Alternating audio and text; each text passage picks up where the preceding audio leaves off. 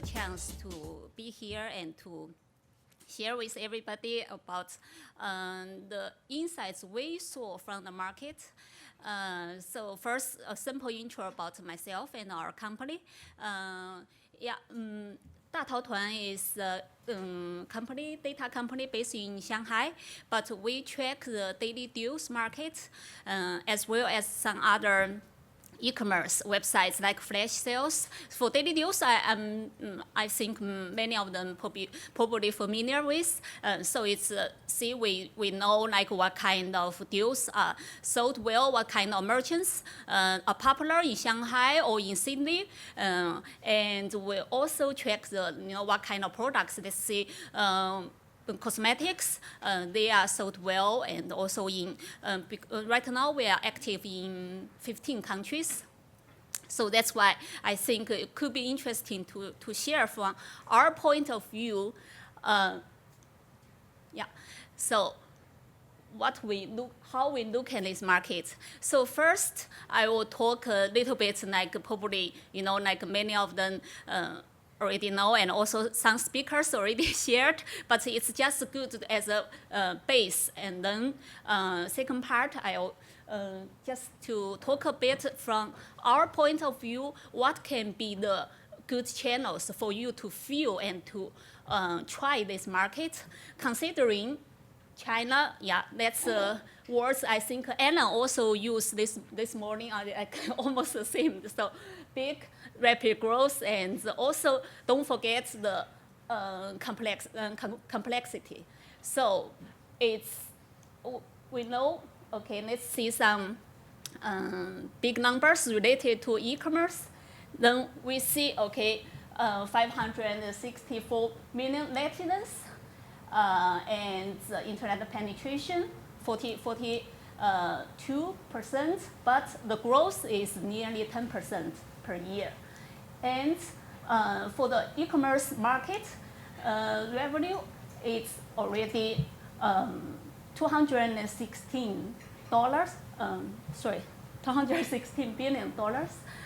That's a little bit less than the US market, but the annual growth is 38%. So the expectation is very soon, China will be, like revenue-wise, will be number one.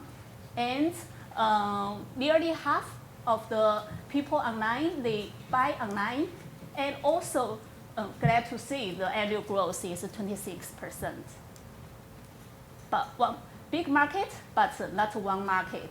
So we see, I'm also going to share a little bit about from our data and what we see on the market. So there are big difference from region to region, big difference from tier 1, tier 2, tier 3, tier 4 cities, and even some other smaller cities. And also, more importantly, they have very different speeds of growth. So because we have been tracking the daily deals for more than 3 years, let's see. In the China market, so normally we have 7 regions. And if you look at the local service deals, that's also more representative for the regional kind of analytics. So if you look at how many local deals are published in different regions, and also how much revenue they have generated, you can see the huge difference. So in the east, the more coastal area, it's like much higher than the northwest and southwest part.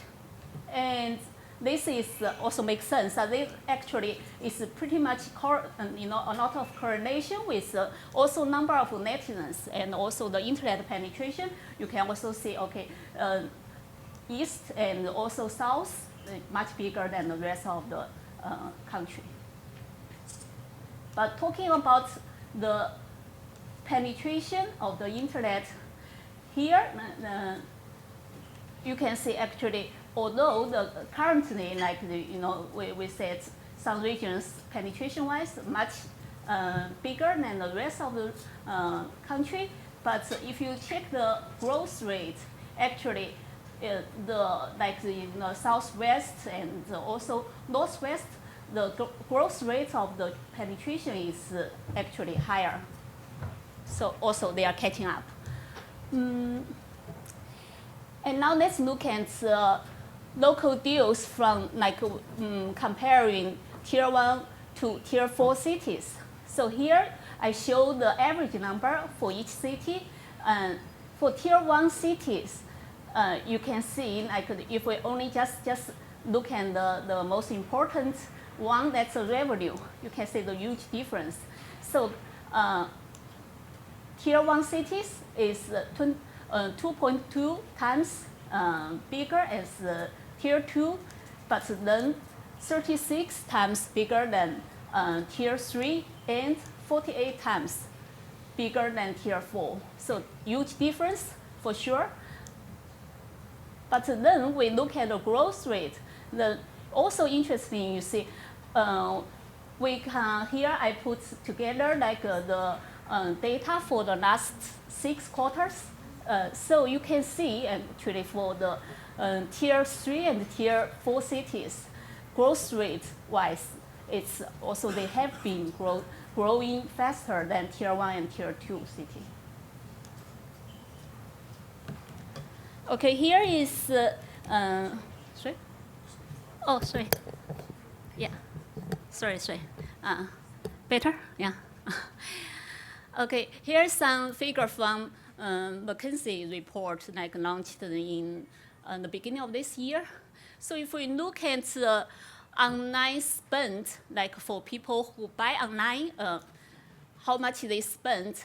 So we can see, okay, in tier 1 city, on average, they spend much more than the other cities. But if you talk about the dispensable percentage of dispensable income, actually you see tier 4 cities, they are pretty high, 27%. So for people who start to buy online, they know the advantage of online shopping. They are willing to spend. And those people are more like the younger people, the richer people, and also probably more like the early adapters kind of people. They are, of course, very important for brands. Yeah.